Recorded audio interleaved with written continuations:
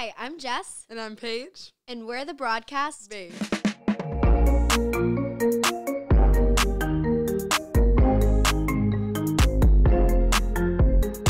Welcome back, babes. Today we have a guest we're really excited to have that both me and Paige know.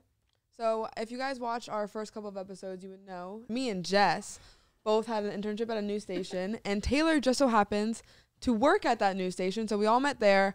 I specifically was Taylor's, you were my mentor all through this year for my internship. So I learned a lot about Taylor this year. I'm so excited for you guys to get to meet her. She's literally where I want to be in a few years. So we're so excited to have her, and we have a lot of juicy, interesting questions for her.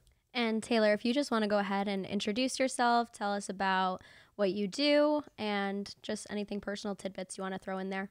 All right. First of all, thanks, ladies. So excited to be here with both of you. Course. Yeah. So I'm a sports anchor and reporter at Channel 12, a local station. We're the CBS and Fox affiliate in Providence, Rhode Island. So these are two of our lovely interns. And I've been in sports broadcasting for, I would say, since 2018. I usually market at the beginning of any work that I did on camera. But I got my first job in the industry in 2019, and that was in Palm Springs, California. So I went the local news route to getting into sports broadcasting. The goal was always to be at a sports network. But there's tons of ways to kind of come up in the industry, and I'm sure we'll talk about that. But yeah, I went the local news route. So I've been doing sports broadcasting for the past almost 4 years. I guess over the summer, like officially employed as a sports broadcaster for about 4 years. And I worked my way from a smaller market to this is like a medium-sized market, what you would call it. So that's kind of how you come up in the industry, is you jump different markets.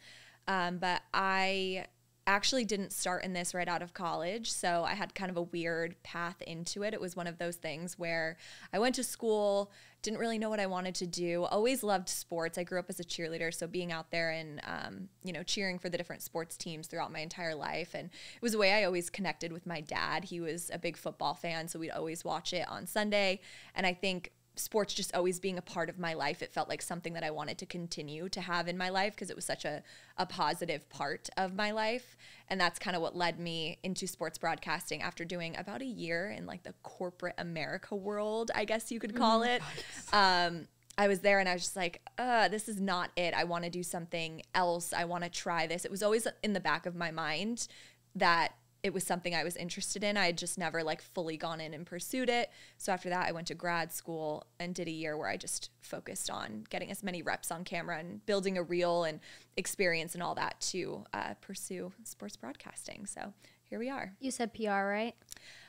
So I had done a couple internships in PR. And then my jobs were, I worked at a fashion magazine, and then I worked in advertising for NBC. So it was kind of in the world of broadcasting, just in the back end of it. And that's what I did right after I graduated undergrad, before pursuing this as a career. So still kind of in the realm of journalism and communications. Exactly. Yeah, just not on camera. Yeah. Right, and you mentioned two really important things in your first little tidbit of your introduction. The first one being that you had to try all different things during your come up to really figure out what you wanted to do. And the second one being that there's so many different paths that you can take to get to the same end goal. Yeah. And I think that's a really important thing that both me and Jess like talking about, is that everyone's journey is really different. And that's why we wanted to have this podcast in the first place. Yeah. Just to get to know everybody's journey. It's just, there's not just one right way or wrong way. And that's something that I personally am struggling with now, just like trying to find my own way, because like you said, the local news route is probably the most common, just because that's what everyone tells you, like to do the local news route. And it's so important to get those reps. And you always talk about the value of just like local news, the grind. So what was it like moving far away to California? We talked a little bit about this beforehand, but moving to a smaller market and then coming back to a medium market. What was that smaller market like? Because that's the start for most people. Yeah, and I really wanted to avoid it. So backtracking here, I always knew I thought I wanted to do maybe one local news market, because I felt like to be on TV every day was just so valuable. And with some of the other roles that you can go into right out of school that aren't necessarily in local, you're not maybe on TV every single day. And I knew that I had some growth in those areas, like my on-camera presentation, things like that I wanted to be able to do. But I was kind of hoping after that to go into maybe a different area. Anyway, I went to Palm Springs, and I actually ended up doing some news, some weather, and sports. I was hired as a sports anchor and reporter, but I had to do weather. And then when COVID came around, I was there during COVID, and sports obviously weren't happening, especially in a small market. Our majority of our work was high school. So with high school sports being shut down, we were kind of out of stories to really tell other than like the normal evening anchoring. So if I wasn't anchoring and I was reporting, a lot of times I would have to do a news story or try to spin a sports story or a newsy sports story into a sports story that I could do that day. But it was, I got there and I wanted to move up so fast. And I put a lot of pressure on myself at first to, okay, why am I not like Erin Andrews already? Like, why am I not that good? I would watch myself and I would get so discouraged because I knew where I wanted to be and I felt like it was so far away. When I was in that small market. But honestly, for the first maybe 2 months, I just didn't even watch myself. And some people say that you should watch yourself every day, but I think when you're in the grind of like just trying to get better, sometimes just doing it every day, showing up, going on camera, just doing it. And then 2 months, look at your first hit from the day you started, and then look at 2 months later, and then you see that growth, and it is like, okay, I can do this. It's a little more inspiring for you. So I feel like that was something that I did when I was there. And I didn't appreciate it when I was there, but the relationships that you build, even in those small markets, like my sports director in my first market was literally the best, coach and just human ever.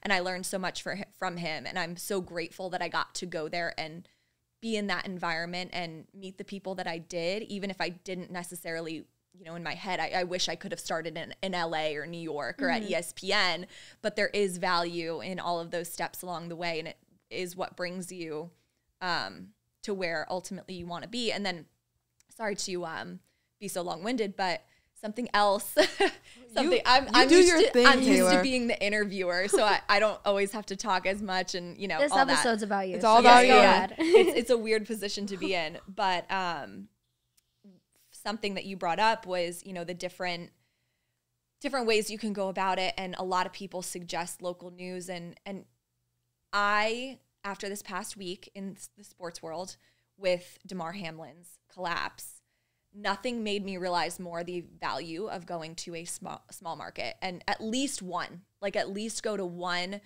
news market. And it doesn't have to be small. If you get hired, in LA right away, like good on you, you know, right. There is a value in being able to go to a smaller place and make mistakes, and you're not at risk of necessarily losing your job for just like fumbling on air, where in LA, maybe you would be. And that's kind of the difference, I feel like, of, why you start a little bit smaller. But with that situation, you saw like Lisa Salters, Scott Van Pelt, all those people. Perfect. Worked in local news. So they have those like breaking news situations under their belt, and they know how to react, and they've been in those situations before where some people, and not to knock anyone in particular, but there are people who come up on this path where they work for either a team or a conference or something like that, where they're just covering sports 24/7, and they've never really had to cover the news side of it. And if they end up a sideline reporter for ESPN and something like that, God forbid, happens again, they may not know how to react live on air like that and be able to just talk through the situation and go back to the journalistic core of it all and just, okay, tell us the facts that we need to know. What is happening? What's happening around you? What information are you getting? And that all comes back to having a journalistic background, which I think local news gives. And I think too, even like in news, there are a lot of sad stories people have to cover, and that's obviously present in local news. So to be able to carry that over, if you're given such an emotional situation like that, for example, and being able to not just see it as like a sports type of thing is so important. But also, I think the value in local news, as you were talking about too, is kind of like the small classroom aspect. Like if you're in a big college, you can have those giant lectures or you can have those small classrooms. And I found more often than not, the classes I valued more and I took the most from were those small classrooms. Yeah. And a lot of people, they learn on the job, because as much as you can do while you're in school and with student media and all of these things, it's nothing like when you are live on a deadline for TV, when you're live out in the field and something breaks and they send you. And I think being in that environment in a smaller market, you do have people who are a little more understanding of okay, this person is new, they're growing, they're learning, versus if you were to walk right into ESPN, they expect you to know what you're doing and to be sharp and everything. And as good as you can be, if you haven't been in a situation before, you don't really know how you're going to react, you know? So I think it is, you know, doing those things and being able to cover all different kinds of stories, because even in the everyday of a sports anchor, like we cover sometimes not always like the happy stories about sports. So that helps you when it comes to situations like what happened Monday. Right. And I think, and I'm going to ask if you agree with this or not, but with smaller markets, I think that it allows you to really realize if this is what you want to do, because there's not all the glamour. We talk about it all the time. Sometimes you're filming your own things, you're running around, you're getting yelled at, all these different things. And it's like, that teaches you, like, is this something I want to do for the rest of my life? It teaches you if this is your passion, or maybe you just like the glamour side of it, and maybe it's not your passion, and then you can figure out quicker. But I feel like if you start with that lower market, you can really find your passion for this career. Yeah, and I think they always say, and it's cliche, but like if it was easy, everybody would do it, right? Like if it was easy to be on ESPN or on Fox Sports or whatever it is that you want to do, then everyone who has a good personality and can talk on a microphone would be able to do it. But that's not the case. You're kind of tested into like, how much do you love this? How much do you want to do this? Because there are sacrifices too. I mean, you work weekends. A lot of times you're going to a city that you don't have family in, you don't really know anybody in. I mean, I was lucky in Palm Springs. I had gone to USC for my master's. So Palm Springs is about 2 hours from LA. So I was familiar with Southern California. I had some friends that were still in LA, only 2 hours away. And there were a lot of, you know, young people at my station that were around my same age. So like easy friends to make right away. But that's not always the case. Some people are going to literally the middle of nowhere, in North Dakota or Wyoming or Idaho or whatever it is. And it can be tough when you're going through that. And then also like when the work can be a little thankless sometimes, like you're being asked to do, you're stretching yourself to the absolute maximum that you can be stretched, doing the job of 5 people sometimes all on your own. You're shooting your own stuff, you're writing your own stuff, you're, you know, sending it in on time. Sometimes you're shooting your own live shots, and for pennies. Exactly. That's not, I wanted to talk about the salary too, because everyone that I talk to, like just random people, everyone thinks that like everyone in local news gets paid like hundreds of thousands of dollars. Yeah, no, not at all. No, it's funny because like, yeah, we're looked at as like local celebrities. And if people knew, I've asked people before in my life, like, you know, my parents' friends or like mentors and stuff, I'm like, how much do you think I made in this particular job or that particular job? And they would guess, and it's like, not even I made half of what they're guessing. Right. And they're like, wow. So yeah, you don't make a lot of money at first, and it's really a grind to, you know, struggle in that way. And especially like when you're on TV and you want to look good and you need to look good. Yeah. Actually, you know, you need to get your hair done, you need to do your makeup, and then you're like, I can't even afford like press on nails. Yeah, food. Like sometimes it's like food or she's like nails. Yeah, I know. Like forget nails. Like sometimes there are people in this industry that I've heard say like, I've had to choose between a meal that week or gas in my car to get to work. And it's just it to me, there's paying your dues, and then there's like that should just not abuse be, of like that's power. Abuse. Yeah. So. And something I wanted to ask too, because I've heard from other people in the industry, like outside of this market too, where they're not allowed to do any like side hustles either besides news. It's like in their contract, like they can't even have TikTok or anything like that. Yeah, I think every newsroom is different. And I've talked to some people about that. And I think, you know, if you're in a place where that is something that you do and you're allowed to say your first job, they don't mind you doing YouTube or TikTok or whatever it is, like your side hustle, and you're making money. But say, you know, you're going to look for another job, like that's a part of you. So I think there's like also an understanding of, okay, well, this could limit the jobs that maybe I am accepted for. I mean, even so much as like I've heard girls say like, yeah, some of the pictures that I post on social media, like if they post in a swimsuit or something, I know that certain news directors that are looking to hire might see my Instagram and say, oh, well, we don't want somebody like that. And it comes to what is it worth it for you? Like what, and if it is, like if your Instagram or your TikTok or your side hustle is so important to you, then make that important to you and keep it. And just know that that could limit opportunities in the industry based on whatever. For a lot of jobs too, though. Totally, like, totally. They all background check and look at your Instagram and your social media channels. I've heard that for corporate jobs, like, oh, you need to like make your Instagram private or you know take the bikini pictures down or something like that. You know, I've heard about that even in athletics. Like there's been athletic teams in schools that I've covered, and they're like, even the female athletes are like, anything with skin, take it down. It's like it really affects every level. That's why social media is so important now to just. I mean, like you said, it's priority. So if social media is your priority, then 100% like I would focus on, because now that's so up and coming too, like the social media career.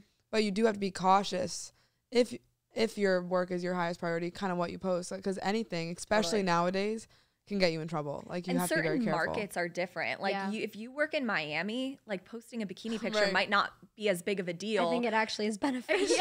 Like you can wear the cheetah print dress, but then if you're in like, you know, somewhere a little bit more conservative, you'd be just in a print dress or something on air and people would be up in arms, you know? So I think that plays a role in it Do you have any like budget beauty tips for us since Interesting question. Yeah. So I used to always buy everything from like Ulta, Sephora, like all of those kinds of things. And I think there are certain staples that I have found like I definitely want to continue to buy. Like foundation, I like to buy a little bit nicer of a foundation, certain products, but I feel like I've always tried to find the dupes where I can. So whether it's like a primer or mascara, like if you can get it from the drugstore, try to get it. I also think ordering on Amazon is sometimes cheaper. It is. So if you can find the same product, even cheaper than like what you get at the drugstore, so even like a L'Oreal or something like that, if you can find it on Amazon, it's a little bit cheaper. So unless it's viral, because I've been trying to buy the Lumi, the Lumi Glotion? Yes. I use that. I have that on today. I can't buy it anywhere. Stop. I got it at Target. I cannot buy it anywhere. It's sold out? Yes. That needs to stop because mine is running low. Is that what you're Because used it's to? a dupe for the drunk elephant. And let me tell you, I think nowadays, I'm not sure if you made a TikTok about it or Olivia did. About the lotion? About dupes in general. She made the one about the drunk elephant and the glotion. Sometimes the dupes are better. Like the glotion that I use, it's better than any other products that I have that is like $50. And the glotion was $6 when I bought it. $6. Now it's probably like 12 to 15. Yeah, they're onto it. Yeah, well, I can't get the drunk elephant and I can't get the glotion, so I'm just screwed, I guess. Oh, no, but you do I don't know if you've seen this on Jess's TikTok, but she does contour. Like, I contour with my self-tan. The self-tanner, life-changing. I did it the other day. Mm-hmm. Although, I think it might have given me acne. But really? Well, what kind did you use? The one from Jergens. I don't use that. That's like a lotion, though, right? What do you use? I use this Amazon one. It's cheap. Really? Yeah, it's Quick Tan, and I use it in like the medium color. I've seen Quick Tan. Mm-hmm. Yeah, but it's too dark for like my whole face, so I just contour with it. Tip for the day. It's a good tip. Yeah. I also use the Ulta. I've used the Ulta self-tan. Is that one good? It's pretty good. Yeah. I find it to be pretty good. Question, does self-tanner make you smell bad?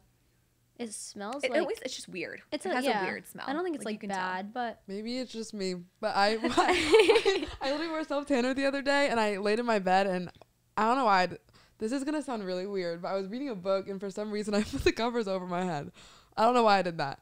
But then I was like... And every time I wear self-tanner, it smells so weird. Well, it does have a weird smell. Yeah. It's like, but it's not. That's everyone. It's like my body's working with it in a weird way. Like, I don't know. Do you put it all over your body or just Everywhere. your face? Oh, I don't have the energy.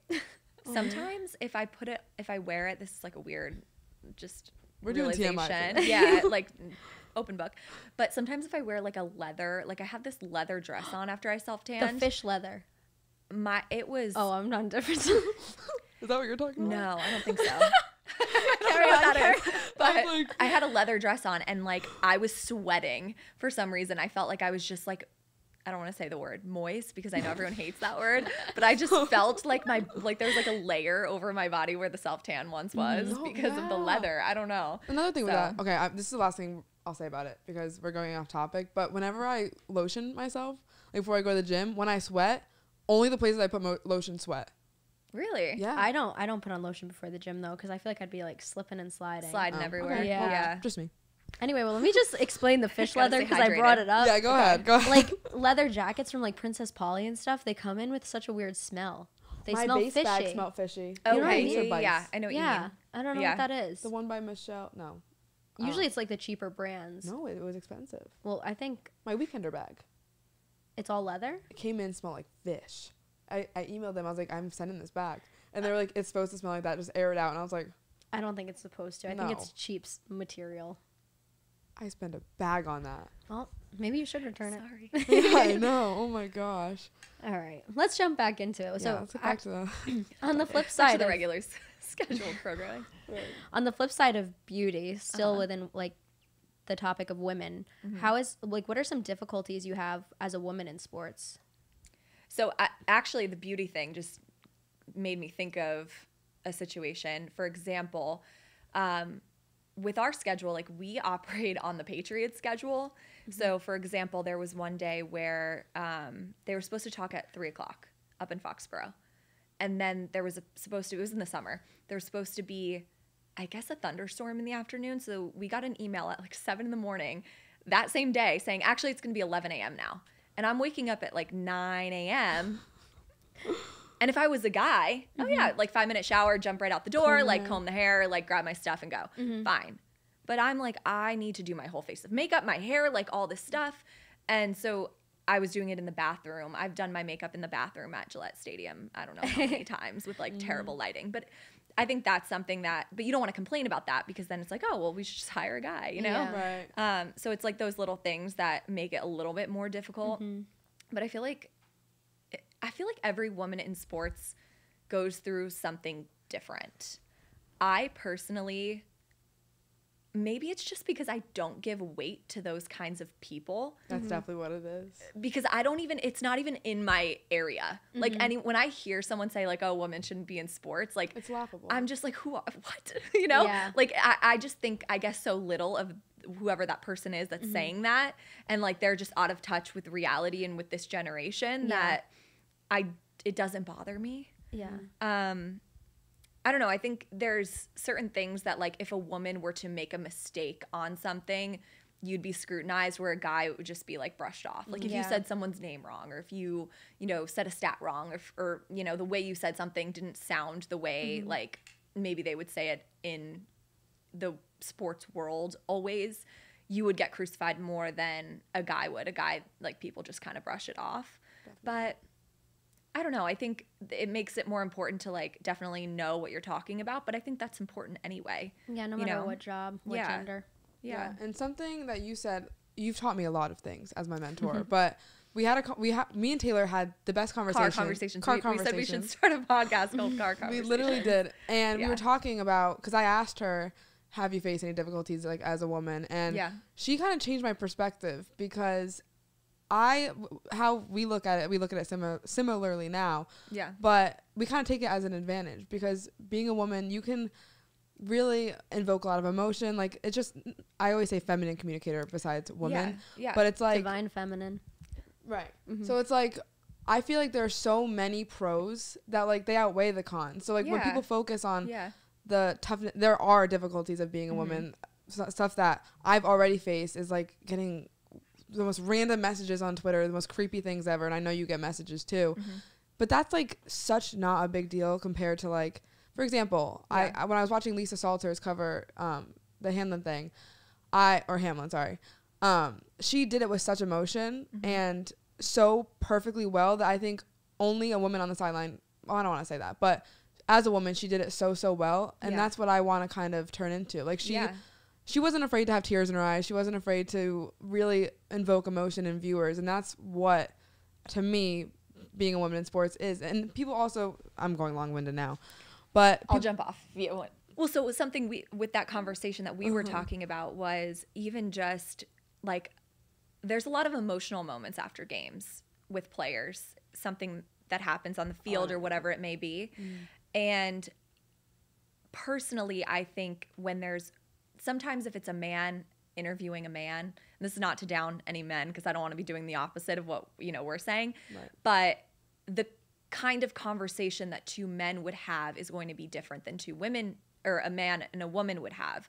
And I think with two men, sometimes it's like they're trying to like out masculine each other, and maybe a male player wouldn't show as much emotion just naturally when they're talking with another man, versus when it's a woman could really pull those emotions. Like we a lot of times lead with emotion where men aren't so much like that always. Some men are, but just in general, I'm generalizing here, where you can get a little bit more emotion maybe from a player that a man maybe wouldn't. So. Right. And something that you said that really stuck with me is that you need to focus on, like, there's space for everyone. For example, there's the men that can do this job so well, but there's also women viewers of football, of basketball, of all these things that, and people a lot of times say, this has been said to me, like, you never played basketball, like, how can you talk about it? Well, half the viewers that are watching haven't played basketball, and they want a person they can relate to. And then there's also half the viewers that did play basketball. Yeah. And then you have an analyst who is in that role where all they these have men played. Reporters that aren't professional basketball players either, though. So it's like, who are they to talk? Right. But I just really think that there's a space for absolutely everyone. That's why I always am hesitant of, like, talking about the difference between women and men, you know, in their reporting styles. But it's true. Like, there's literally space for every single type of person in this space, because there's viewers that are all different. And I've heard, you know, something that was said once to me was, when there's male and female, former athlete, not former athlete on a broadcast, the women, because there are many women who love sports, who watch sports, we're two of them that grew up doing that, you feel more included in the broadcast as a whole, because it's like, okay, this is for everyone. Like, there's a woman, there's a man, there's a this, there's a that, an athlete, a non-athlete, and it makes it more inclusive for everybody watching it, versus I feel like if it was just, all men, it might feel a little bit more intimidating for women viewers to turn it on, and they're just slinging so many stats that you're like, I can't even keep up with this, So it adds like a dynamic, and there really is a place for everyone in the industry. There's so many different kinds of jobs, like whether you're a sideline reporter or maybe you're better as a studio host, and that's like where you fit, and that's where your position is. So I feel like anyone who thinks, oh, just because you're a woman, you shouldn't be in sports, they just are delusional. Right. And it's every demographic too. Yeah. Like, I know we're saying men and women, but it's men, women, non-athlete, athlete, age. Like, there's, like we said, just space for everyone. Yeah. And I want to ask, do you think it's easier to get a job as a woman in sports because there are less women in sports? That's a good question. I don't know. So it is interesting. In a way, I think yes.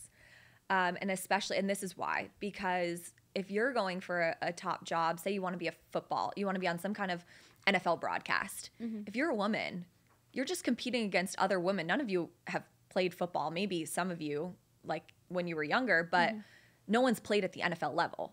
So you're competing against just other, and I don't want to say competing, but you're coming from a level playing field. Like, okay, all of you have never played at the NFL level versus, and I hate the word competing, so I hate that I said that, but I just mean you're coming from the level playing field of the other women who would be up for that particular job. For men, you're going up against a former athlete. Tony like, Romo. You could have worked your entire career as a sportscaster, but you never played NFL football, and then a former athlete will get hired over you who has never been on TV. Yeah. And that's just the way it works, and that's the way it happens, where in that way, I feel like it makes it seem on the come up. And one last thing about that is that as a woman, I've also found personally, and I don't know, you could probably speak on it too, without even trying, you stand out. Like in my broadcast in particular, I go to URI.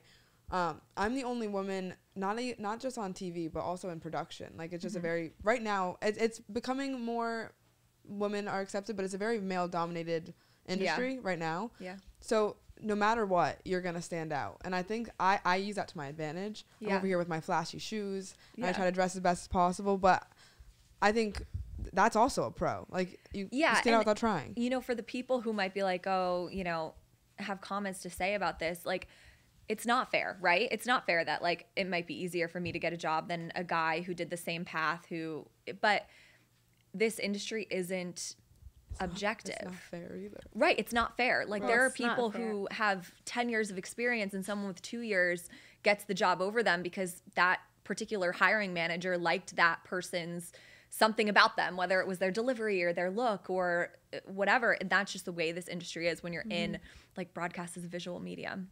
Yeah. It is what it is. Like, I don't know, you know, those things are going to happen. It's going to be not always equal. And I think that just comes back to, I'm a big faith person, just like having faith as in what your purpose is. And if it's meant to be, if it's meant for you, it will happen. And if not, it just means there's something else, you know? And we're very faithful with that too, trying to just stay, it's no stress, like just trying to like trust God's path and like where you're going. Yeah. And I found that, especially like in this industry, there, like we were talking about in the beginning, there's no right path.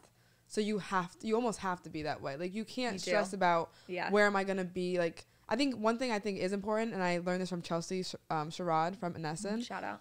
Big shout out. Love her. She's in market number 1 right now. Yeah. She said that what's really important for her is just setting deadlines, not saying yes to every opportunity. Like, I just talked to her about local news because I was saying that I really don't want to do it. And she was like, as long as you set deadlines for yourself, that's the most important thing. So if you go into a local news station, say, I'm going to be here for a blank amount of years. If I'm not where I need to be by this point, I'll either change or find a different path. Yeah. But you don't know where your end goal is going to be. So I think it's very important to stay, like you say, grounded. And just you need to be in the present because, like we've talked about this, there's so many cool opportunities in this field, and sometimes you can't even appreciate them because you're just worried about what's next. And something on that, my first job in Palm Springs was at a local news station. I was offered initially a 3-year contract. I did not want to be there for 3 years. I knew that I was going to want to move on and up. I felt like 2 years I was going to be ready to move to the next thing. So I negotiated down to 2 years. And when it was 6 months out, I didn't have anything lined up yet. And I just told my news director, I said, no, I don't plan on re-signing. And for a second there, I was worried because it was April. My contract was up in July and I still didn't have anything lined up. But I was convinced that I was not meant to stay there and that I was just kind of keeping the faith, doing the work that I needed to do to try to find, another job. And then I ended up here, which really feels like it was where I was meant to be for the next step of my career. So yeah, I think the deadline thing is a good idea. And also just even when those deadlines, because sometimes you might have a goal for yourself, but if it doesn't work out that way, to kind of be able to, okay, what's the next best option? To be able to pivot, to be able to kind of keep yourself going. Right. Yeah, and being like flexible. And we always talk about like that's basically the power of your mind, and that's truly believing in yourself. Like you had that faith in God and yourself that you have the capability to go to the next place, even though it wasn't readily presented to you. Yeah. And there's a lot of women or just people in this industry that I talk to that have a similar feeling. They're like, I just know I'm ready. I'm ready for that next step. And I feel like if I were to stay here, I've reached my ceiling. And there was a part of me that contemplated, should I just, try to stay here in Palm Springs? If I were to stay, I would have had to sign another 2-year contract. I would have been there for 2 more years. And I just knew, like, deep down, even if I went home and had a month off where I was still continuously looking, I knew it would be better and that there was something better than, staying there. And honestly, the year before, I had kind of started working on it, networking, when I was a year out from my contract, and that was summer 2020. And the people that I was talking to, they were like, well, you're in sports, like you might want to consider staying in your current. They were like, how do you feel about staying? And in my head, I'm like, I am not staying here past a year. I'm not staying. And I was convinced in that, and it worked out. So I think when you have that kind of conviction to know what's right and the way you feel and what you want, because part of it was just to prove to myself too, like, can I do this? Yeah, I got my first job, but I'm in market 140, whatever that was. Like, that's not making it to me, you know? So I needed to, you know, move to the next thing to be able to prove like, hey, yeah, I can do this. And I am making progress, and kind of see that come to life in making a jump to a place where I have so many more opportunities for growth. Right. I just wanted to find something for the viewers really quickly, because something that I did not know about before this whole career was markets. Like, I didn't understand the whole market thing. So Yeah, when we say a lot of people don't. Right. When we say small markets, it's based on viewership? Yeah, so like New York is number 1. Big markets would be like New York, Cities. LA is number 2. I think Chicago's number 3, and it kind of goes up from there. And I think the smallest one is like in like Montana or something. It goes up to like 200, maybe 210, something like that. And a lot of times people will start in a smaller market. So like in the hundreds, 200s. Some people will start between like 50 and 100 if, you know, if you end up landing there, or they're hiring, or they like you, or whatever it is. But not all markets are created equal, because for me, I was in Palm Springs, which was market 140, but it felt more like a mid-sized market, so more like a Providence or something like that, because we had anchors that had been there for years, and they just loved Palm Springs. They didn't want to leave. They liked their life. It was a beautiful, beautiful place. And I think when you're in a smaller place too, you have a little bit more control over like your lifestyle, because the higher you go, the more demanding the career becomes. So, Right. yeah. So one thing that you mentioned very shortly, and something I always like to talk about, is networking. Because with this industry, it's who you know. Like, no matter what anyone says, it's of course about skill, sadly about appearance, but it's also about who you know. And Preparation meets opportunity, and the opportunity is the networking. That was great. Oh, that was great right there. That's TikTok short. So networking so huge, and I know that you did a lot of it. And you had a mentor that kind of helped you, a woman in sports. So how important was networking in your career specifically? I mean, huge. I think every job I've ever had, I mean, for example, the reason I'm here in Providence, that's a quick one. My news director in Palm Springs used to be the assistant news director at Channel 12 in Providence. Wow. So when I was looking, she had reached out to Channel 12 before there was ever a job posted in sports, and just kind of giving it a recommendation because she really liked the work that I did in Palm Springs. And then there happened to be a job open like in the next couple of months in Providence, and it lined up perfectly. God will make it work. Yeah. And that was one of those moments where I was like, wow. Like as soon as I started to get a little bit worried of, okay, I'm going to have to go home and maybe not have a job and, you know, whatever, that came up. And I kind of had wanted to make my way back this way because I had been in California for 3 years, and I'm from the East Coast, the Northeast here. So I wanted to be closer for a little bit, even if it was only for a little bit. So it was really, really lined up perfectly. But that's just an example of networking. And I think actually my first job I got because I just was pushing my reel. I'd do updates. I'd put it on LinkedIn. I'd put it on YouTube. I'd put it on Twitter. I love LinkedIn. Just push that thing out there. You get tons of views. Yeah. And then just kind of like cold reaching out to people. But I think networking is huge when you're in especially school, because that's kind of how you get the advice of like where to even start. There's no manual on this. There's no idea of okay, you know, you want to be a doctor, there's a clear path. You want to be a nurse, there's a clear path. You want to be a lawyer, clear path. With this, it is all over the place. So you're kind of relying on mentors and networking to guide you, you know? Right. And even like you said, like just literally cold calling, and I learned this from someone who works in media at the Patriots, just going out to lunch, offering to pay for their coffee, like just a 5-minute phone call. If you are reaching out to those people that are in the place where you want to be, that's where else could you get better advice? But yeah, there's a lot of struggles. So like to have people who have been through it, who can kind of tell you, okay, this is how you get through something like that. And for example, one of my mentors, like if I was struggling with like maybe working with a particular person throughout my, you know, career, because sometimes there's difficult situations that you have to work through, or difficult people that you work with. and to talk to a mentor and see, okay, how do you navigate? And you'd be surprised how many people in the industry go through very similar things. So to see someone who, you know, I have mentors that are at the network level. So to see them who they've come out on top and are doing exactly what I always dreamed of doing, how did you navigate when some of these roadblocks came up? And so that's been huge too. And talking about local news versus the network again, I was wondering, like, what other paths in news and sports in general besides local news do most people take? Good question. Yeah. So with news, I feel like it's a lot of just local news. Yeah. To be honest, I've seen some people transition from like a paper, from writing for a paper to news. And maybe even from like social media reporting to news, but it's more so just like straight local news path.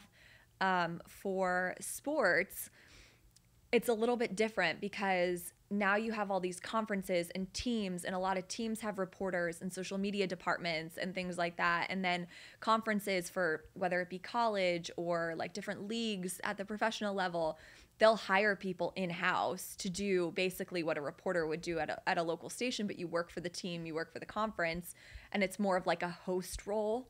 Or like a digital, they'll be called like digital host for a team or for a conference or whatever it is, digital reporter, team reporter. So a lot of people will go that path, and that's another way where people will go up other than local news. And I'm trying to think about any other. I mean, I've even seen people go from newspaper writing to TV in sports as well.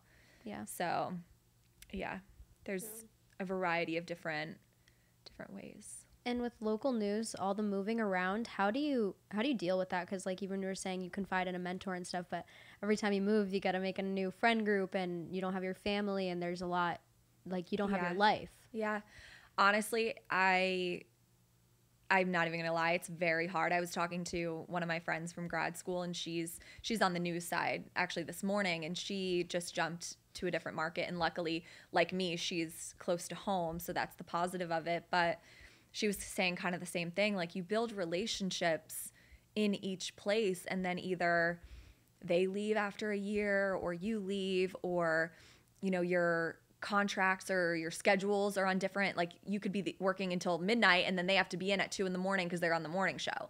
And it's very hard to even do anything, you know, outside of work. And especially in sports with this size of a market where we cover professional teams, college teams, things like that, we're at the mercy of them and their schedule. So sometimes I don't know my schedule until the day before.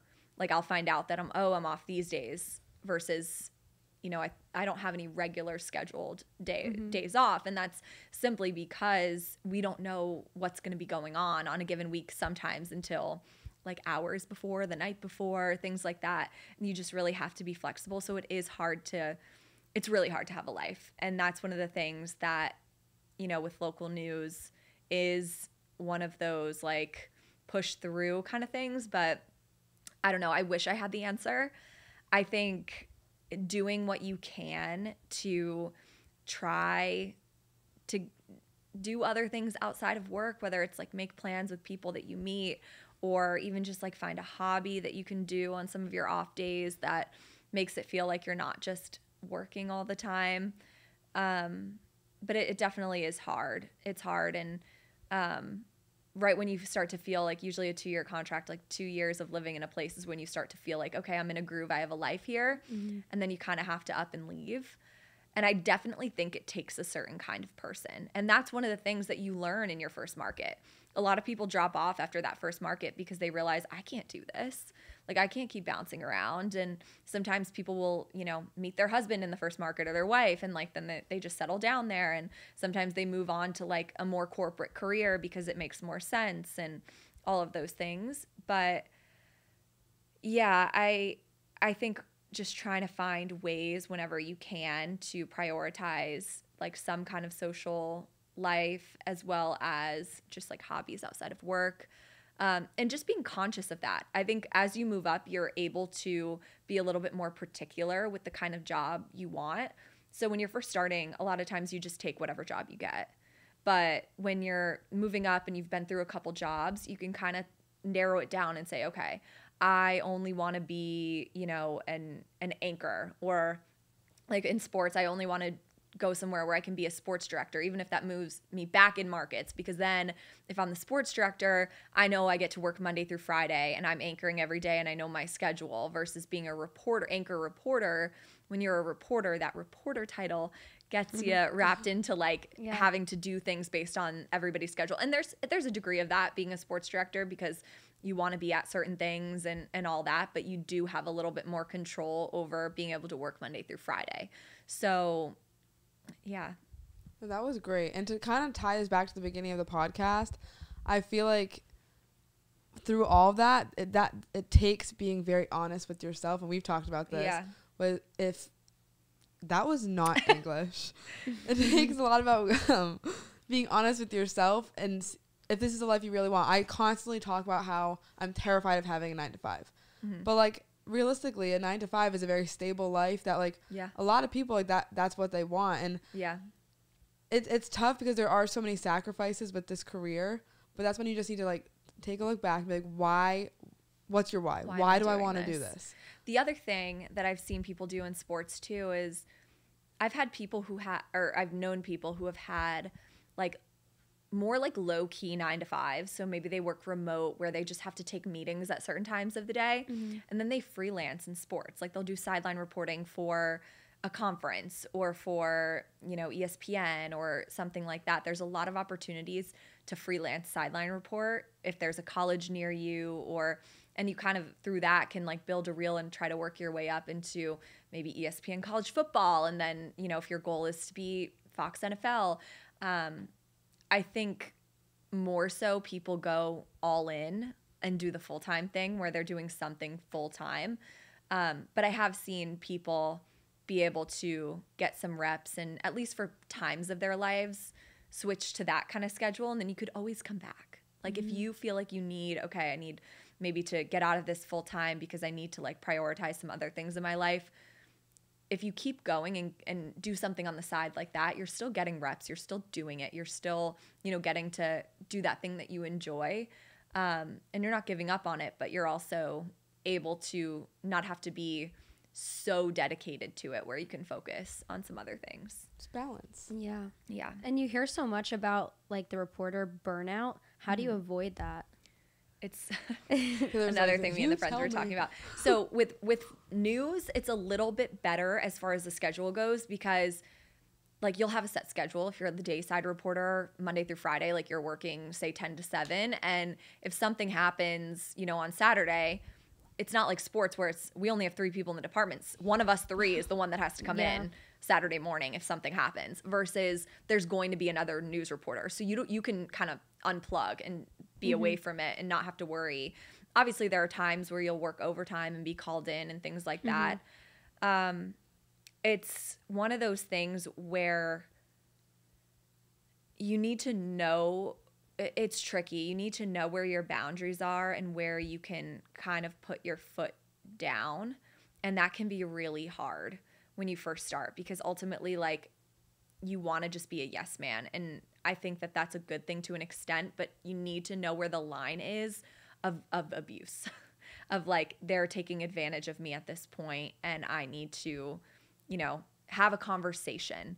Because I think sometimes we're moving at such a fast pace in a newsroom that it can maybe go under the radar of like how much someone is doing. And if something is, I mean, I think being able to have open conversation, that's one of the things that I really appreciated about my first market was while I was learning and while I was trying to, you know, dip my feet into this industry, I felt like I had people that I could truly come and sit and talk to and say, hey, like, this is why I'm struggling here. Or, you know, I want to do more of these kinds of stories. And I think in the smaller market, you can kind of get that situation. When you get up a little bit higher, it becomes more of like, okay, this is the story of the day. You're going to do that.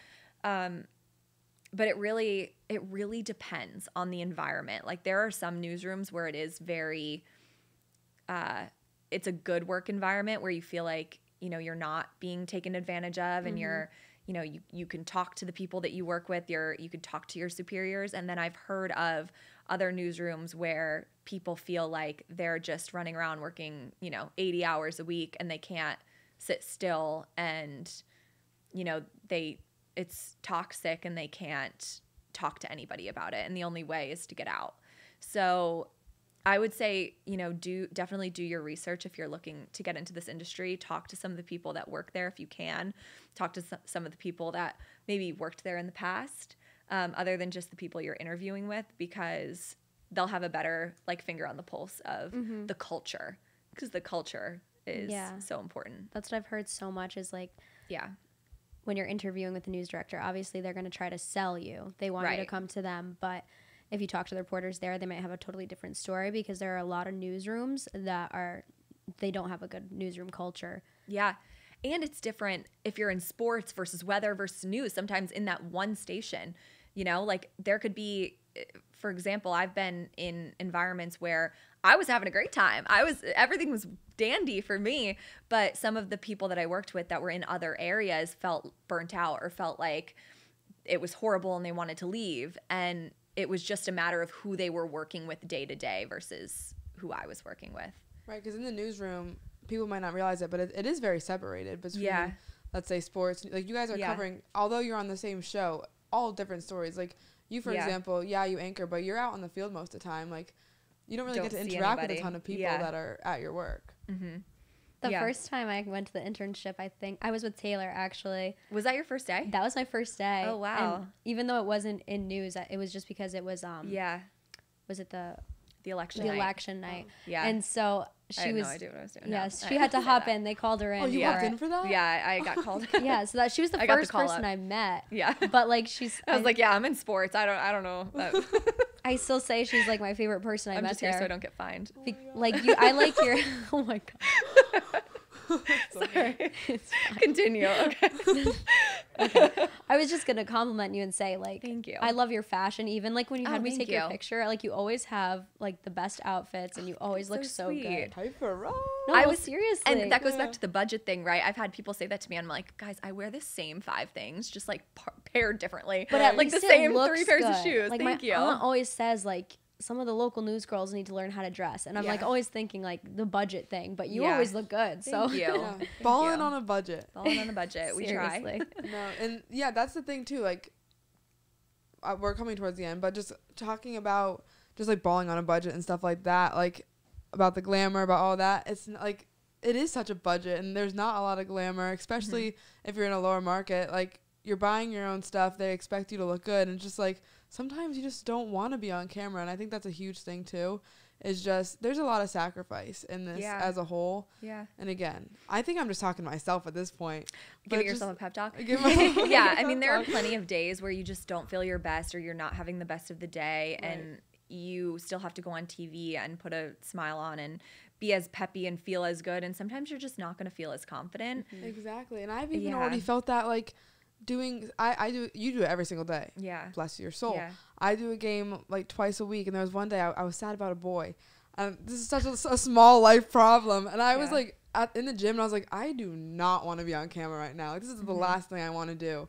But then when you're on camera, everything kind of goes away for me personally. But it is tough just to get into that mindset of this is your job. Like, it's your job to look peppy and presentable every single day on camera. It's a sacrifice, and it's something that's definitely, it's not for the faint of heart. I think you just have to tell yourself, like, a lot of times when you're not having a good day or you don't feel your best, other people don't notice. Like, it's like the most minor detail, like, oh, my hair feels flat today. Like, people aren't going to notice that. No. Like, you know, they just see it like, oh, that's Paige on TV, you know? So I think going back to that and just realizing, like, okay, I'm here to do a job, and ultimately what I'm saying is much more important than like if I feel like I don't look my best today. So let's just focus on the words that I'm saying. I'm here to deliver people information, and ultimately they're not going to notice that much of a difference in my appearance unless I came in like I just like nothing, like woke up with my hair like upside down. But you're always your biggest critique. Exactly. Yeah, when I get my period, I literally think I look like a completely different person. sorry if that's graphic, but like I literally like don't recognize myself, and I'm always like, I don't know if that's in my head or if that's like the reality, if I just gained like 50 pounds overnight. Oh my god, no, that's so true. I don't think I've never noticed that with you. Like, I'm like, oh, Jess is on her period. This is Oompa Loompa walking in here. I read this entire article about like how body dysmorphia is amplified during your period, so you really do see yourself differently. Because you're more like emotional too. Yeah. So you're like, and your hormones are going crazy. Yeah. Yeah. But do you have any like final thoughts or advice for any of the listeners? In any particular area? And anything that's helped you the most throughout your career, maybe. So there are so many things, but I think the thing I go back to most is just being grounded in, whether that's a belief in something more, faith, you know, whether for you it's spirituality. I think that that's so important because no matter what you go through in life, like there are going to be situations where things are rocky. Like my mom always says, there's like bumps. It's like speed bumps in life, you know, like there's always going to be those bumps. Nothing is ever going to be perfect. And if you are, I feel like grounded in something like that, whether it's your faith, your spirituality, whatever that may be, that is going to carry you through whatever situation you come across. And also just understanding that like what's meant for you won't pass you by. And I think that all connects back to being grounded, having faith, having something that you believe in. That was beautiful. Yeah, you have like, I love your entire ideology and the way you. your brain works with all of this. I feel like it fits like right into broadcast, babes. Yeah, I think we're all kind of aligned on the same page. Yeah, with all probably that. why we get along Yeah. so well. Yeah, we like instantly all got along. We all clicked. Yeah. Yeah. Oh my gosh. Well, thank you so much. Thank you for having me. You were This is great. awesome. I I feel like our appreciate you. viewers can really, especially since we're called Broadcast Babes, this was a more specific episode, but I think it's very helpful, not just with broadcasting, but just life as a whole, just staying on your path, staying faithful to whatever you believe in. Yeah, work like you hard said. and, you know, just keep it going, keep it moving, be kind to people. The industry's small, so you never know who you're going to, you know, come across again. Who knows who, Yeah. True. you Back know. to that so networking. just- yeah. Episode 5, folks. Thank you guys so much. Thank you, Taylor. Thank you, Thank Taylor. you.